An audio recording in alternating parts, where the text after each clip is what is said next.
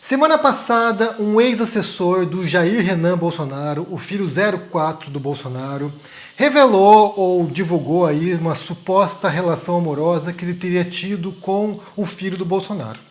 E aí eu pensei muito se eu fazia esse vídeo ou não, se eu abordava esse tópico ou não, até porque houve uma reação bastante inusitada nas redes sociais de pessoas questionando do porquê abordar esse tópico. O que isso é relevante? Por que falar sobre a orientação sexual do Jair Renan importaria para alguém? Por isso, para começar esse vídeo aqui, eu quero dividir com vocês uma coleção de cenas, de falas do Jair Bolsonaro, o ex-presidente, que foi coletada pelo perfil no Twitter chamado Jurunense. Vamos ouvir juntos aqui e depois isso vai servir como referencial para entendermos por que isso importa para alguém. Vamos ouvir. O pessoal fala que discriminação. Agora, você de casa contrataria um motorista gay para levar seu filho na escola? Tá na cara que não. Então, logicamente, cada coisa no seu lugar. Eu não gostaria de ter vizinho meu, um casal homossexual, morando ali com meus filhos pequenos em casa. Como é que, de repente, a minha filha de 5 anos de idade, papai, eu vi os dois homens se beijando aqui. Pô, vou falar para ela que isso é normal? Como? Eles vão ter um travesti professor na escola tal, um gay na escola não sei do que lá. Para que a garotada começa a vê-lo como fosse aquilo normal. Aquilo não é normal. O filho começa a ficar meio assim, meio gayzinho, leva um couro, ele muda o comportamento dele. Se você for pra rua e perguntar agora aqui, que o sangue é vida, é o combustível do nosso corpo aqui. Entre um sangue meu, por exemplo, e de um homossexual, posso falar aqui, ô Felipe? Tá? Entre o meu sangue e o do Felipe, o seu é melhor, que é homossexual. É isso? Não estou dizendo. Quem diz isso é o Ministério da Saúde. Mas se perguntar para quem precisa doar sangue, você prefere receber do Bolsonaro ou do Felipe ou tanto faz? Você vai ver que a resposta... Calma. E nem todos que vão lá são homossexuais. Se fosse seu filho, você falaria o que para ele? Primeiro que eu não levaria passeata aqui. Levaria um couro. Pode ter certeza disso, tá? Bateria, né? Sim, eu acho que existe a palmada para isso. Assim que você muda o comportamento agressivo de um garoto, se preciso for uma palmada, uma cintada nele, você muda também um comportamento um tanto quanto delicado para um homem.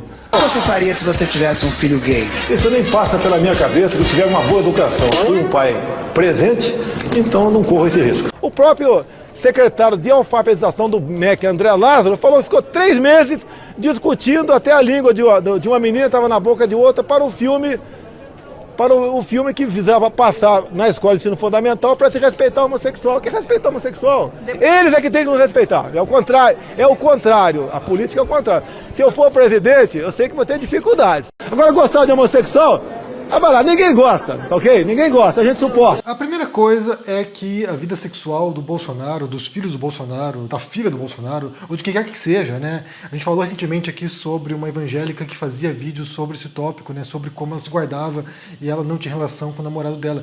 Esse tipo de questão não nos diz respeito. A gente não tem nada a ver com isso, não nos interessa e realmente isso é totalmente irrelevante para o debate político ou público. Mas a questão que envolve a família Bolsonaro é de outra natureza. Porque a extrema-direita, não apenas no Brasil, mas pelo mundo, em grande parte, ela adota uma espécie de pânico moral, uma espécie de discurso que, em sua essência, trabalha com vários preconceitos e com várias pautas que acionam certos gatilhos emocionais dos cidadãos. Então, por exemplo, como a gente viu nessas cenas no começo aqui, durante décadas, o Bolsonaro adotou um discurso que foi homofóbico ou que foi preconceituoso, inclusive foi processado por esses tópicos, né? E isso foi, em grande parte, o que mobilizou uma parcela enorme da população brasileira para votar no Bolsonaro. Ele ia em programas como Super Pop, por exemplo, como vocês viram aqui, ia em programas de televisão para polemizar e com essas falas ele horrorizava as pessoas ao mesmo tempo em que despertava, ao mesmo tempo que acionava certas emoções em uma parcela conservadora ou reacionária da população. Então, esse pânico moral, ele foi o que ajudou a eleger o Bolsonaro, ajudou a eleger Damares, por exemplo, ajudou a eleger Nicolas Ferreira, ajudou a eleger Carla Zambelli, entre vários outros expoentes da extrema-direita brasileira.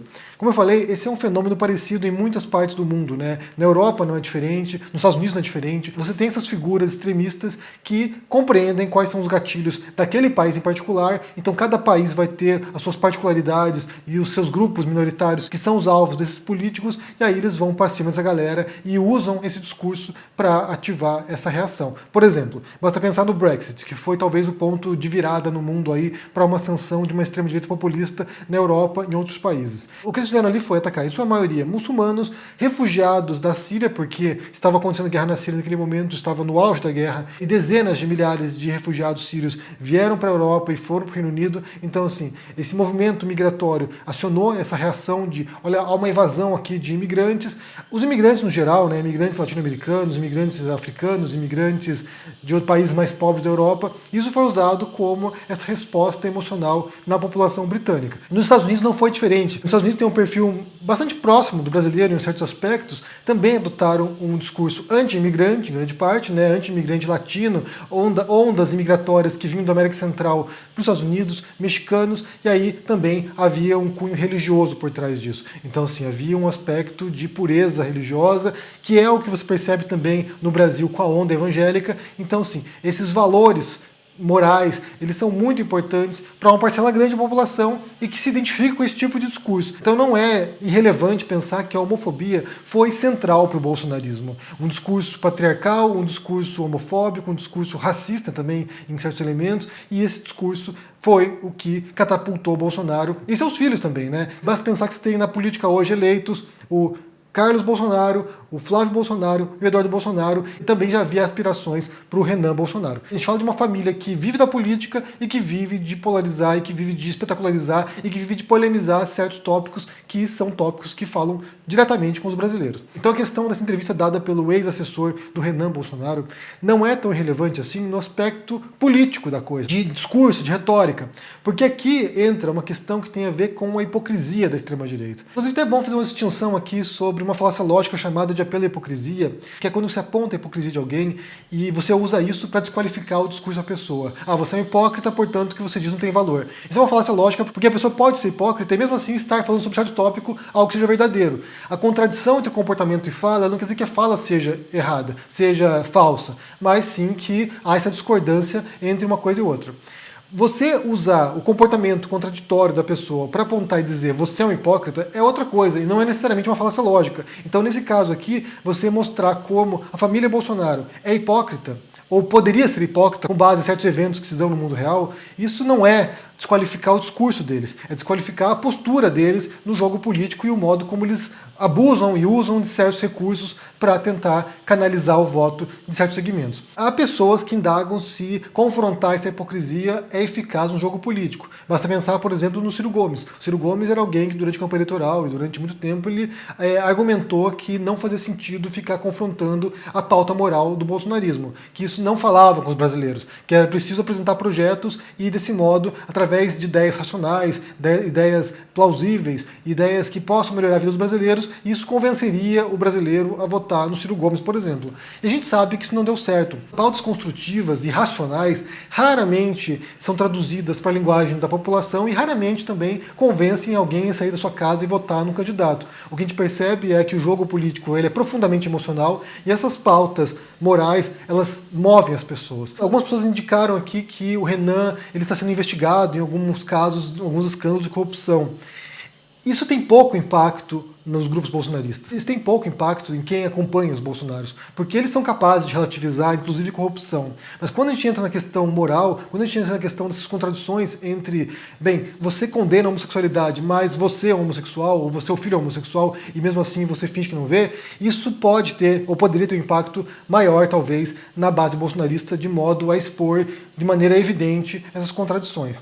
Então, assim, a gente trabalha com essas questões aqui durante muitos anos, né? A gente falou muito sobre as pautas morais aqui, sobre as pautas evangélicas também, sendo apropriadas pelo discurso político, de modo a criar uma horda de, sabe, reacionários ou pseudoconservadores que vêm com esse discurso que reproduz muitos preconceitos e opressões históricas. E não é diferente nesse caso aqui. Expor esse tipo de coisa é importante para compreender como se dá essa manipulação da percepção coletiva e como isso é instrumentalizado para ganhos eleitorais e políticos. Só retornando aqui ao começo, se o Renan Bolsonaro é de fato gay e teve um caso com seu assessor, isso não nos diz respeito, isso é insignificante para a gente. Mas a hipocrisia de condenar essa orientação sexual de modo a, sabe, galvanizar bases políticas e ao mesmo tempo a pessoa ser homossexual, isso sim pode ser exposto, deve ser exposto e deve ser usado como um argumento real contra esse comportamento hipócrita na política. Só vale ressaltar que não é apenas a direita ou a extrema-direita que adota pautas morais para buscar a base eleitoral. Mas me parece, observando o jogo político eleitoral, que esses ganhos políticos reais só se dão com a extrema-direita ou com a direita.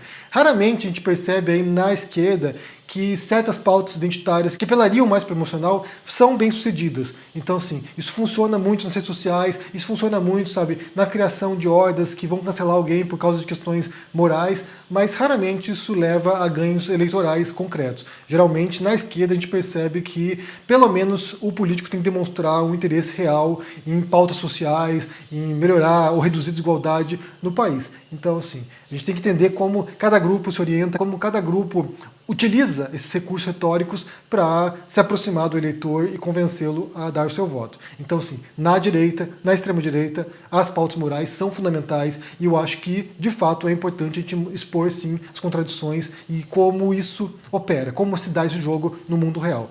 Bem, me diga o que vocês pensam sobre essa história toda aí, se vocês viram, né, esse escândalo aí, ou possível escândalo, ou suposto escândalo da orientação sexual do Jair Renan Bolsonaro como ex-assessor. Como eu falei, o fato de ele ser homossexual é irrelevante pra gente, então assim, isso não quer dizer nada, mas como você entende essa hipocrisia no jogo eleitoral, o uso que eles fazem das pautas morais para convencer o eleitorado, se você percebe isso, né, porque foi o que a gente falou ao longo dos últimos anos, a gente trabalhou aqui no canal basicamente sobre as pautas morais, como eles adotavam o discurso religioso, o discurso armamentista, por exemplo, o discurso do macho, né, do líder forte que vai governar a nação, isso tem a ver exatamente com uma mentalidade patriarcal, em grande parte calcada em preconceitos históricos e que oprime certos grupos. Mas como você entende isso aí, deixa aqui embaixo no comentário, deixa o joinha, se inscreva no canal aqui, ativando o sininho, isso é muito importante para ajudar aqui no engajamento, se torne um membro do canal para dar uma força e confira também na Amazon com desconto o meu livro Como Vencer um Debate Tendo Razão, no qual eu falo, inclusive, sobre a falácia de apelo à hipocrisia e como apontar a hipocrisia não é exatamente uma falácia lógica, dependendo, é claro, de como você organiza esse argumento, né? Então confira, se cuide por aí e até mais. Tchau. Estamos em guerra pela independência. Eles atacam, Tentam nos intimidar. usam as estruturas de poder para distorcer a realidade. Mas não vão nos calar. A gente não se curva, a gente vai à luta. Em um sistema viciado em meias-verdades, Nós somos a resistência, nós queremos a verdade. Por isto, levantamos a bandeira da independência. Independência para fazer um jornalismo corajoso, para colocar o dedo na ferida, para denunciar os abusos e as injustiças. Somos independentes dos donos do capital, dos poderosos e das grandes corporações. Aqui é publicidade zero. Só assim honraremos o nosso compromisso com a denúncia. Com a liberdade total de opinião. Essa guerra não é fácil, é cruel, mas com seu apoio e luta, seremos cada vez mais fortes. Junte-se à nossa causa. Junte-se à nossa causa. Junte-se à nossa causa. Fortaleça o jornalismo verdadeiramente independente. Sendo membro do ICL.